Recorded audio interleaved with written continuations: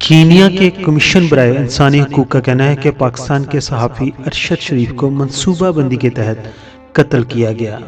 Kenya के इंसानी हकूक के कमीशन के सीनियर मशीर मॉर्टन मोवेन जीना का कहना है कि अरशद शरीफ के कत्ल की तहकीकात में पता चला है कि उन्हें कत्ल किया गया है और वो एक जुर्म था। हम सबको मालूम है कि अरशद शरीफ को 23 अक्टूबर को कीनिया के दारुल हुकूमत नैरोबी में फायरिंग करके कत्ल कर दिया गया था। कीनिया के इंसानी हकूक के कमीशन के सीनियर मशीर मार्टिन मोयन के मुताबिक कत्ल से अंदाजा होता है कि सहाफ़ी पर नजर रखी जा रही थी ताकि उन पर हमले का सही मौका मिल सके। उन्होंने कहा कि सवाल यह है कि सिक्योरिटी एजेंसियों को कैसे मालूम हुआ कि अरशद शरीफ उसी वक्त एक मखसूस इलाके में मौजूद थे। साथ ही उन्होंने कहा कि कीनिया की पुलिस ने कत्ल को गलत शनाख्त के पीछे छुपाया क्योंकि उसके कोई मुसद्दका सबूत मौजूद नहीं थे। उन्होंने कीनिया की पुलिस को कसूरवार ठहराते हुए कहा कि उनकी गलत शनाख्त के बयानिया में दम नहीं है, क्योंकि जब आप पुलिस को शिकायत दर्ज करवाते हैं तो आप गाड़ी की वाज़िया तफसील फराम करते हैं, मगर इस केस में कुछ अलग है क्योंकि जिस गाड़ी में अरशद शरीफ सफ़र कर रहे थे वो V8 लैंड क्रूजर थी जो कि खास शख्सियात अराकीन पार्लिमान और काबीना के अराकीन इस्तेमाल करते हैं।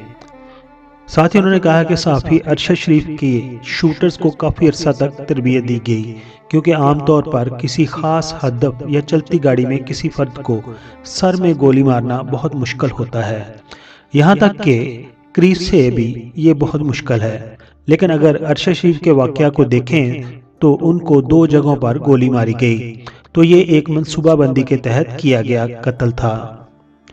मार्टिन मोवेन जीना ने यह भी कहा है कि सड़कों पर कीनिया के अंदर रुकावटें रखी जाती हैं। उसका मकसद भी होता है क्योंकि जब कीनिया में रोड ब्लॉक होते हैं तो लोगों से कहा जाता है कि उनकी शनाख्त परेड की जाएगी, लेकिन अरशद शरीफ के मामले में ना तो उन्हें रोका गया और ना उनकी शनाख्त की गई, बल्कि मामला कुछ और ही था। इससे ये मालूम हुआ कि अरशद शरीफ को मनसूबाबंदी के तहत कत्ल किया गया है।